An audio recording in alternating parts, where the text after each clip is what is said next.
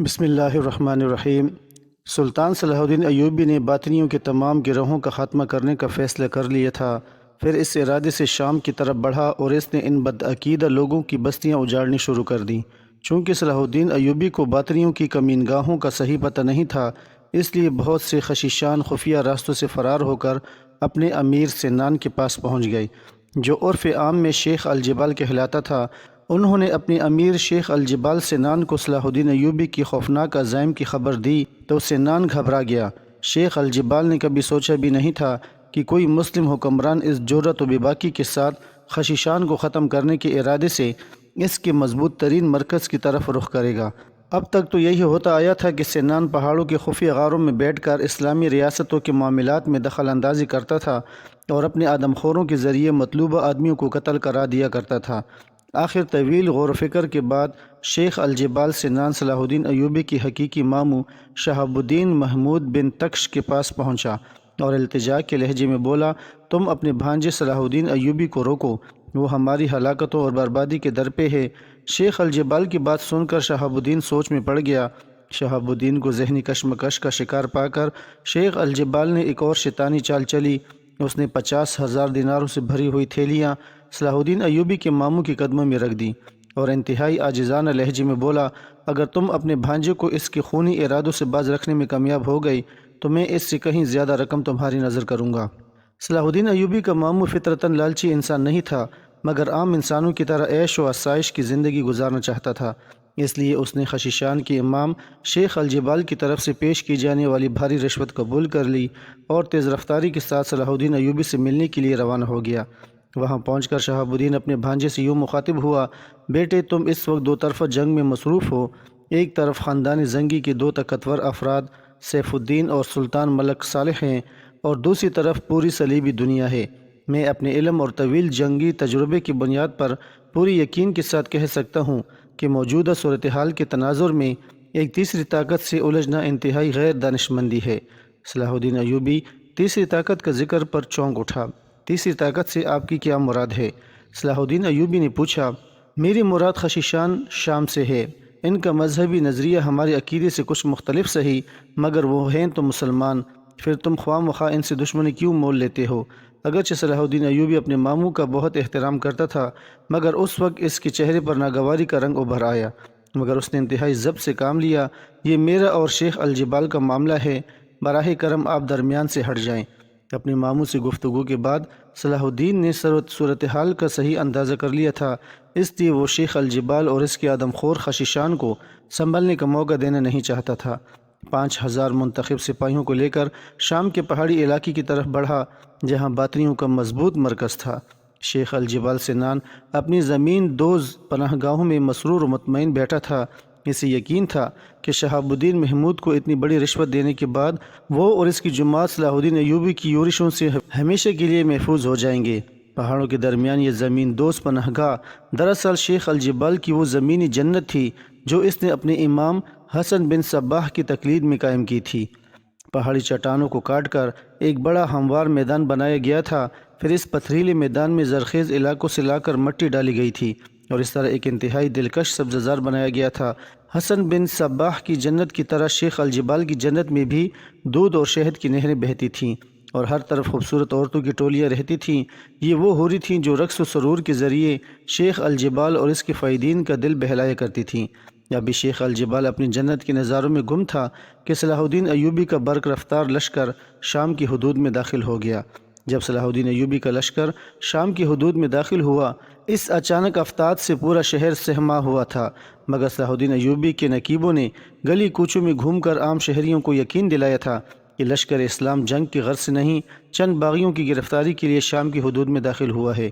عیسائی سپہ سالار نے اپنے کچھ معتبر آدمیوں کو اطلاع کے ساتھ شیخ الجبال کے پاس بھیج دیا کہ وہ اپنے دفاعی انتظامات مضبوط کرے، کیونکہ صلاح الدین ایوبی اس کی تلاش میں شام آ پہنچا ہے۔ صلاح الدین ایوبی شیخ الجبال سنان کے خفیہ مراکز کے بارے میں کچھ نہیں جانتا تھا، اس لیے اس نے مقامی معززین کو طلب کیا اور ان کے سامنے تمام صورتحال بیان کرتے ہوئے کہا، میں اس سلسلے میں آپ حضرات سے صرف اتنا تعاون چاہتا ہوں کہ ان شیاطین کی خصوصی پناہ گاہوں کی نشاندہی کر دیں تاکہ ایک ہی کوشش میں ان فتنہ گروں کا خاتمہ کیا جا سکے۔ صلاح الدین ایوبی کی بات سن کر اس وقت تمام موجود معززین شام گہری سوچ میں ڈوب گئے۔ ان کی یہ کیفیت دیکھ کر صلاح الدین ایوبی نے یہی سمجھا کہ یہ مقامی لوگ شیخ الجبال سے خوفزدہ ہیں، اس لیے اس کے بارے میں کچھ بتانے سے گریزاں ہیں۔ صلاح الدین ایوبی نے اپنے اس اندیشے کا اظہار کیا تو شام کے ایک ممتاز عالم عبد الرحمن بن سعد نے جواباً کہا، ہم خشیشان سے خوفزدہ نہیں، اصل میں وہ ایک انتہائی منظم گروہ ہے۔ کوئی نہیں جانتا کہ شیخ الجبال کے ماننے والے کہاں ہیں اور کس بھیس میں ہیں۔ میری آپ سے بھی یہی درخواست ہے کہ پوری تحقیق کیے بغیر ہر کسی سے ملاقات نہ کریں۔ ہماری اطلاعات کے مطابق خشیشان کی پناہ گاہیں اسی سلسلہ کوہسار میں ہیں، مگر یہ بات پوری یقین کے ساتھ نہیں کہی جا سکتی کہ شیخ الجبال کس پہاڑی غار میں رپوش ہے۔ یہ بھی سننے میں آیا ہے کہ فائدین کی ایک بڑی تعداد ہر وقت اس کی حفاظت کے لیے موجود رہتی ہے۔ یہ بات تو عام طور پر مشہور تھی کہ سنان شام کے سلسلہ کوہسار میں رہتا ہے، اور اس لیے اس نے شیخ الجبال پہاڑیوں کا بزرگ یا امیر کا لقب اختیار کیا تھا۔ صلاح الدین ایوبی نے نماز فجر ادا کی اور دیر تک بڑے پرسوز لہجے میں اپنی اس مہم کی کامیابی کے لیے دعائیں مانگتا رہا۔ اس نے دوبارہ معززین شہر سے ملاقات کی خواہش ظاہر کی۔ ظہر کی نماز کے بعد تمام عمائدین شہر صلاح الدین ایوبی کے خیمے میں داخل ہوئے تو صلاح الدین ایوبی نے ان سے کہا کہ یہاں خشیشان کی کوئی عبادت گاہ موجود ہے؟ عبد الرحمن بن سعد نے کہا، یہاں باطنی عقیدے سے تعلق رکھنے والے افراد کی ایک درسگاہ موجود ہے جسے وہ دارالعمل کے نام سے پکارتے ہیں۔ اسی جگہ ان کی دینی تعلیم و تربیت ہوتی ہے اور یہی وہ اپنی طریقے سے عبادت کرتے ہیں۔ کیا ہماری اور ان کی عبادت میں فرق ہے؟ عبادت کا ذکر کیا؟ جب خشیشان کا پیغمبر ہی الگ ہے تو پھر ان کا اور ہمارا طریقہ عبادت کس طرح یکساں ہو سکتا ہے؟ یہ سب کے سب اس مردود ساحر الموت حسن بن صباح کے ماننے والے ہیں، جن کی زندگی کا ایک ہی مقصد ہے کہ اہل ایمان کی صفوں میں انتشار برپا کیا جائے۔ ان لوگوں کا پہلا ہدف وہ مسلمان ہوتا ہے جو اسلام کی ترویج و ترقی میں سرگرم نظر آتا ہے۔ صلاح الدین ایوبی نے مؤدبانہ لہجے میں کہا، کیا اسلامی فقہ کسی بھی اعتبار سے خشیشان کو مسلمان تصور کرتا ہے؟ ہرگز نہیں۔ عبد الرحمن بن سعد نے پرجلال اور دو ٹوک لہجے میں کہا، ان کا دین اسلام سے براہ نام بھی تعلق نہیں۔ عبد الرحمن بن سعد کا فتویٰ سن کر سلطان صلاح الدین ایوبی کے ہونٹوں پر ایک اسودہ مسکراہٹ ابھر آئی۔ عبد الرحمن بن سعد کے جاتے ہی سلطان صلاح الدین ایوبی رحمۃ اللہ علیہ نے اپنے 50 سواروں کا ایک دستہ کچھ مقامی لوگوں کی زیر نگرانی خشیشان کی تربیت گاہ کی طرف روانہ کرتے ہوئے سپاہیوں کو حکم دیا، دارالعمل کے نگران اور دیگر منتظمین کو فوری طور پر پیش کیا جائے۔ سلطان صلاح الدین ایوبی کے سپاہی خشیشان کی تربیت گاہ دارالعمل پہنچے۔ تربیت گاہ کے دروازے پر 2 مسلح پہرہ دار موجود تھے۔ وہ سلطان صلاح الدین ایوبی کے سپاہیوں کو دیکھ کر گھبرا گئی۔ انہیں پہلے ہی خبر مل چکی تھی۔ شیخ الجبال نے فوری طور پر انہیں خفیہ پیغام دیا تھا کہ صلاح الدین ایوبی کے لشکر کے ساتھ کسی قسم کے تصادم کی راہ اختیار نہ کی جائے اور ذہانت اور تدبر کے ساتھ اس بلا کو یہاں سے ٹال دیا جائے۔ آپ لوگ کون ہیں اور یہاں کیوں آئے ہیں؟ ایک خشیشہ پہرہ دار نے سلطان صلاح الدین ایوبی کے سپاہیوں سے پوچھا، تمہارے اس دارالعمل کا نگران اعلیٰ کون ہے؟ ایک مصری سپاہی نے اس خوبصورت عمارت کی طرف دیکھا جس کے دروازے پر ایک بڑا اور خوبصورت پتھر نصب تھا اور پتھر پر بہت جلی حروف کے ساتھ عربی زبان میں دارالعمل لکھا تھا۔ شیخ ابو ریحان اس درسگاہ کے معلم اعلیٰ ہیں۔ دارالعمل کے محافظ سپاہی نے جواب دیتے ہوئے کہا، شیخ ابو ریحان سے جا کر کہو کہ والی مصر صلاح الدین ایوبی انہیں شرف ملاقات بخشنا چاہتا ہے۔ ہمارے شیخ کسی امیر یا حاکم سے نہیں ملتے، انہیں یاد خدا کے سوا دنیا کی کسی شے سے کوئی غرض نہیں۔ اس وقت بھی شیخ اپنی عبادت اور ریاضت میں مصروف ہوں گے۔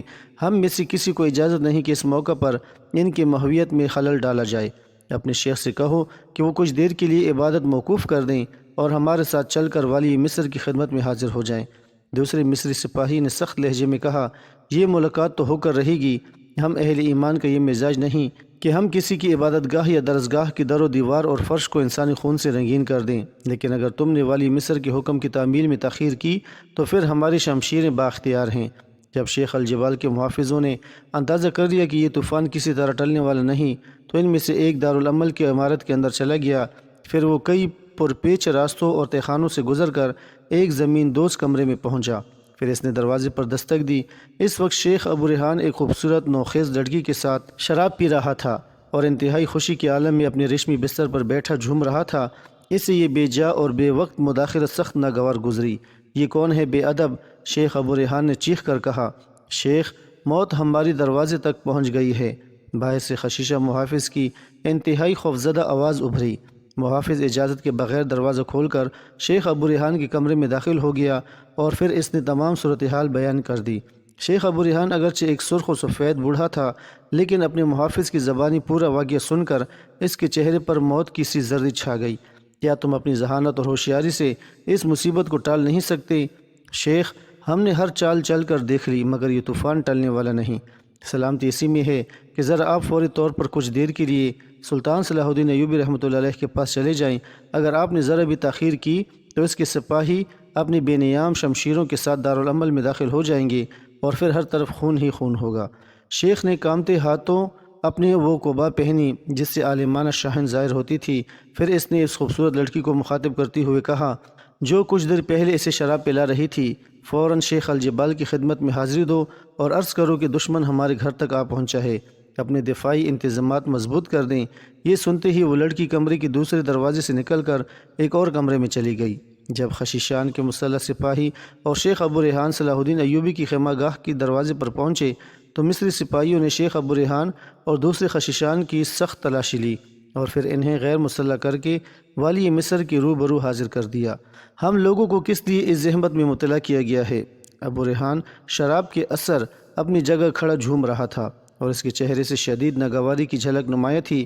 بیٹھ جاؤ، ہم اہل ایمان عمر رسیدہ لوگوں کا احترام کرتے ہیں۔ میں یہاں بیٹھنے نہیں آیا، اپنا مقصد بیان کرو اور مجھے جلد سے جلد رخصت کر دو۔ کیا تم مسلمان ہو؟ صلاح الدین ایوبی نے انتہائی صبر و تحمل کا مظاہرہ کرتے ہوئے نرم لہجے میں سوال کیا۔ والی مصر کا سوال سن کر شیخ ابو ریحان کی بڑی بڑی آنکھوں میں ایک عجیب سا رنگ ابھرا جس میں خوف کی آمیزش تھی، مگر وہ نہایت مضبوط اعصاب کا انسان تھا۔ اس نے فوراً ہی اپنے اعصاب پر قابو پا لیا اور استقامت کے لہجے میں کہا میرا مذہب اسلام سے کوئی تعلق نہیں، پھر تمہارا نام وضع قطع اور لباس مسلمانوں جیسے کیوں ہے؟ والی مصر نے شیخ ابو ریحان سے ایک اور عجیب سوال کر ڈالا۔ میں لباس پہننے اور نام اختیار کرنے میں مکمل آزاد ہوں۔ شیخ ابو ریحان نے بلند آواز میں ایک ایک لفظ پر زور دیتے ہوئے کہا بہت سی یہودیوں اور عیسائیوں کے نام بھی مسلمانوں جیسے ہیں، کیا ان کا تعلق بھی مذہب اسلام سے ہے؟ شیخ ابو ریحان نے اپنے طور پر ایک مضبوط دلیل پیش کی، مگر سلطان صلاح الدین ایوبی رحمۃ اللہ علیہ نے اس کی دلیل کو مسترد کرتے ہوئے کہا عرب کی قدیم عیسائیوں اور یہودیوں کے کچھ نام ملتے جلتے ضرور ہیں، لیکن ان کے حلیے اہل ایمان سے بالکل مماثلت نہیں رکھتے۔ آئندہ میں اپنا حلیہ بدل ڈالوں گا تاکہ میری شکل و صورت مسلمانوں سے مشابہ نہ رہے۔ ابو ریحان بس میرے آخری سوال کا جواب دے دو، اس کے بعد تم آزاد ہو۔ شیخ الجبال سنان اس وقت کہاں ہے؟ مجھے اس کی ایک ایک پناہ گاہ کا سراغ چاہیے۔ سنان کا نام سن کر ایک لمحے کے لیے شیخ ابو ریحان گھبرا گیا۔ اس نے اپنے آپ کو سنبھالتے ہوئے سخت لہجے میں کہا میں کسی شیخ الجبال کو نہیں جانتا۔ سلطان صلاح الدین ایوبی نے اس کے بعد شیخ ابو ریحان سے کوئی سوال نہیں کیا۔ اپنے سپاہیوں سے مخاطب ہو کر اس قدر بولا تم ان لوگوں پر اتنا تشدد کرو کہ ان کی زبانیں سینوں میں چھپے ہوئے راز اگلنے پر مجبور ہو جائیں، اور وہ رات شیخ ابو ریحان اور دوسرے خشیشان پر بہت بھاری تھی۔ سلطان صلاح الدین ایوبی رحمۃ اللہ علیہ کے طاقتور سپاہی تھوڑے تھوڑے وقفے سے ان پر تازیانے برسا رہے تھے۔ نماز فجر ادا کرنے کے بعد جب سلطان صلاح الدین ایوبی رحمۃ اللہ علیہ اس خیمے میں داخل ہوا تو سب کے سب زمین پر نیم جاں پڑے ہوئے تھے، مگر ابھی تک کسی نے زبان نہیں کھولی تھی۔ میں طے کر چکا ہوں کہ تم لوگ یا تو شیخ الجبال کی مکمل نشاندہی کرو گے یا پھر تمہیں موت کا ذائقہ چکھایا جائے گا۔ مجھے نہیں معلوم کہ تم لوگ کس عقیدے سے تعلق رکھتے ہو، اس لیے میرے سپاہیوں کو وصیت کے طور پر بتا دو کہ مرنے کے بعد تمہاری آخری رسمیں کس طرح ادا کی جائیں۔ یہ کہہ کر سلطان صلاح الدین ایوبی رحمۃ اللہ علیہ جانے کے لیے مڑا ہی تھا کہ شیخ ابو ریحان زمین پر پڑے پڑے کا رہا خدا کے لیے مجھے تھوڑی سی شراب پلا دو تاکہ میں تمہیں کچھ بتانے کے قابل ہو سکوں۔ موت کے خوف نے شیخ ابو ریحان کو زبان کھولنے پر مجبور کر دیا تھا۔ ہم شراب نہیں پیتے، اس لیے تیری خواہش پوری نہیں کی جا سکتی۔ صلاح الدین ایوبی نے سخت لہجے میں کہا تو پھر مجھے دارالعمل لے چلو۔ شیخ ابو ریحان نے کامتے ہوئے لہجے میں کہا وہاں شراب بھی ہے اور وہیں شیخ الجبال کی پناہ گاہیں بھی ہیں۔ پھر شیخ ابو ریحان اور دوسرے زخمی خشیشان کو دارالعمل لے جایا گیا۔ خود صلاح الدین ایوبی بھی پوری طرح مسلح ہو کر اپنے حفاظتی دستے کے ساتھ دارالعمل میں داخل ہوا، جہاں اس کے سپاہی جگہ جگہ سے فرش کھود رہے تھے، مگر انہیں کسی قسم کی کامیابی حاصل نہیں ہوئی تھی۔ آخر جان بخشی کی شرط پر شیخ ابو ریحان نے دارالعمل کے طلسم قدا کا ایک ایک راز کھول دیا۔ یہاں تہ در تہ خانے تھے جن تک کسی رہنما کے بغیر رسائی ممکن نہیں تھی۔ تہ خانوں میں سینکڑوں خوبصورت عورتیں اور دیگر منتظمین روپوش تھے۔ شراب اور کھانے پینے کے سامان کا بہت ذخیرہ موجود تھا۔ جگہ جگہ حسن بن صباح کے بت نصب تھے۔ یہیں وہ سرنگ بھی موجود تھی جو شام کے سلسلے کو حصار تک جاتی تھی۔ اسی سرنگ کے ذریعے شیخ الجبال سنان اپنے طلسم کدے میں آتا تھا اور خطرے کے وقت اسی راستے سے گزر کر اپنی پہاڑی پناہ گاہوں میں رپوش ہو جاتا تھا۔ سلطان صلاح الدین ایوبی نے فوری طور پر ان تمام عورتوں اور دارالعمل کے خدمتگاروں کو گرفتار کر کے ایک طویل و عریض کمرے میں بند کر دیا۔ شراب کے تمام مٹکے، سراہیاں اور دیگر ساز و سامان توڑ دیا گیا، مگر حسن بن صباح کے سارے مجسموں کو حفاظت کے ساتھ مصری خیموں میں لے جایا گیا۔ شیخ ابو ریحان کے حکم پر اس کے ایک خاص خدمتگار نے ان تمام غاروں کی نشاندہی کر دی جہاں شیخ الجبال اور اس کے 5000 مسلح فائدین چھپے ہوئے تھے۔ مکمل معلومات حاصل کرنے کے بعد صلاح الدین ایوبی نے خشیشان کے خلاف اپنا نقشہ جنگ ترتیب دیا۔ پہلے اس نے شام کے تمام علاقوں سے سینکڑوں من مٹی کا تیل، روئی اور کپڑا جمع کیا، پھر ہر غار کے دہانے پر 500 مسلح سپاہی کھڑے کر دیے۔ خشیشان کے فرار کے تمام راستے بند کرنے کے بعد سلطان صلاح الدین ایوبی رحمۃ اللہ علیہ نے دارالعمل کی سرنگ سے اپنی جنگ کا آغاز کیا۔ سب سے پہلے بہت دیر تک سرنگ میں مٹی کا تیل بہایا گیا، پھر روئی اور کپڑے کو تیل میں بھگو کر ان کی مشعلیں بنائی گئیں اور پھر ان میں آگ لگا کر پوری طاقت سے سرنگ کے اندر پھینک دیا گیا۔ تھوڑی ہی دیر میں آگ بھڑک اٹھی اور دیکھنے والوں کو یوں محسوس ہوا جیسے آگ کا ایک دریا ہے جو آگے ہی بڑھتا جا رہا ہے۔ یہی عمل تمام غاروں میں دہرایا گیا تھا۔ جہاں تک بہایا جانے والا مٹی کا تیل پہنچ سکتا تھا وہاں تک مشعلوں نے آگ لگا دی۔ سلطان صلاح الدین ایوبی رحمۃ اللہ علیہ کا حکم تھا کہ سرنگ اور غاروں کے دہانوں کی آگ ایک لمحے کے لیے بھی نہ بجھنے پائے۔ نتیجتاً مصری سپاہی تھوڑی تھوڑی دیر بعد جلتی ہوئی مشعلیں اندر پھینکتے رہے تاکہ شعلوں کی تپش اور دھوئیں کا تسلسل جاری رہے۔ بے شک شیخ الجبال شیطانی تدبیریں سوچنے میں بہت آگے تھا، مگر سلطان صلاح الدین ایوبی رحمۃ اللہ علیہ جنگی چالوں کا ماہر تھا۔ اس نے خشیشان کی پناہ گاہوں میں اپنے فوجی بھیجنے کے بجائے آگ کے سپاہی روانہ کیے، جنہوں نے دیکھتے ہی دیکھتے شیخ الجبال اور اس کے فائدین کو چاروں طرف سے گھیر لیا۔ ان آدم خوروں نے آگ کو اپنی طرف بڑھتے ہوئے دیکھا تو بھاگ کر زمین دوز راستے سے دوسرے غار میں داخل ہوئے، مگر وہاں بھی بھڑکتی ہوئی آگ کے شعلے تیزی سے ان کی طرف بڑھ رہے تھے۔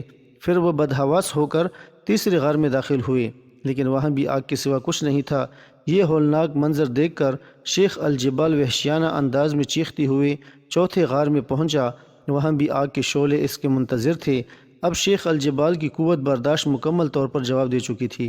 اس نے انتہائی کربناک لہجے میں اپنے پیغمبر حسن بن صباح کو پکارا، تو نے اپنے ماننے والوں سے وعدہ کیا ہے کہ تو ہر مصیبت کے وقت ہماری مدد کو آئے گا، پھر تو آیا کیوں نہیں؟ ہمیں اس آگ سے نجات دے۔ پورے غار میں دھواں بھر گیا تھا جس کے اثر سے شیخ الجبال کا دم گھٹنے لگا۔ ہم نے تیرے پیچھے اپنا سب کچھ لوٹا دیا، مگر افسوس اس عذاب کے وقت تو نے بھی ہمیں تنہا چھوڑ دیا، تجھ پر خدا کی لعنت ہو۔ یہ کہتے کہتے شیخ الجبال بے ہوش ہو کر زمین پر گر پڑا۔ عجیب عبرتناک منظر تھا۔ اگر کوئی باہر سے آ کر دیکھنے والا ہوتا تو اسے شیخ الجبال کی محفوظ پناہ گاہوں پر دوزخ کے ایک چھوٹے سے ٹکڑے کا گمان ہوتا۔ تمام غاروں میں رپوش مسلح فائدین آگ اور دھوئیں سے بچنے کے لیے کچھ دیر تک تو ادھر ادھر بھاگتے رہے، پھر انہوں نے طے کر لیا کہ وہ بے کسی کی موت مرنے کے بجائے کھلے میدان میں سلطان صلاح الدین ایوبی کی فوج کا مقابلہ کریں گے۔ ہر خشیشہ اپنی جان بچانے کی فکر میں تھا۔ نتیجتاً غاروں کے دہانوں تک پہنچنے کے لیے آپس میں کشمکش شروع ہو گئی، اور پھر اس کشمکش کا انجام یہ ہوا کہ بیشتر خشیشان ان تنگ راستوں میں بری طرح پھنس کر رہ گئے۔ باہر نکلنے کی کوشش میں ایک دوسرے کو مارنے لگے۔ ان کی ایک بڑی تعداد دم گھٹنے سے مر گئی اور تھوڑے بہت آگ اور دھوئیں سے بچ نکلنے میں کامیاب ہو گئے۔ انہیں سلطان صلاح الدین ایوبی رحمۃ اللہ علیہ کے سپاہیوں کی شمشیریں کھا گئیں۔ بہت تھوڑے لوگ اس طرح باہر آئے کہ آگ نے انہیں جھلسا دیا تھا اور وہ غاروں سے نکلتے وقت زندگی کی امان مانگ رہے تھے۔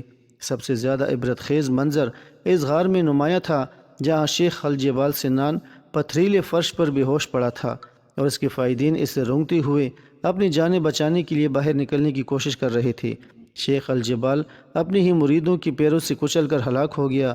شیخ الجبال اور شام کے آدم خور خشیشان سے نجات حاصل کرنے کی خوشی میں سلطان صلاح الدین ایوبی رحمۃ اللہ علیہ نے شام کے ایک طویل و عریض میدان میں اپنی پوری فوج کے ساتھ نماز شکر ادا کی۔ پھر اسی میدان میں حسن بن صباح کے وہ تمام چھوٹے بڑے مجسمے لائے گئے جنہیں دارالعمل پر قبضہ کرنے کے بعد حاصل کیا گیا تھا۔ پھر اس منظر کو دیکھنے کے لیے شام کے تمام شہریوں کو میدان میں جمع ہونے کے لیے ہدایت دی گئی تھی۔ مقامی مسلمانوں کی جمع ہونے کے بعد سلطان صلاح الدین ایوبی رحمۃ اللہ علیہ نے اپنے ایک سپاہی کو حکم دیا کہ وہ ساحر الموت کی سارے مجسموں کو پاش پاش کر دے۔ جب سلطان صلاح الدین ایوبی رحمۃ اللہ علیہ کا سپاہی حسن بن صباح کے بتوں کو توڑ رہا تھا تو پورا میدان اللہ اکبر کے نعروں سے گونج رہا تھا۔ دوستو، گزارش ہے کہ ویڈیو کو لائک کریں اور چینل کو سبسکرائب بھی کریں۔ شکریہ۔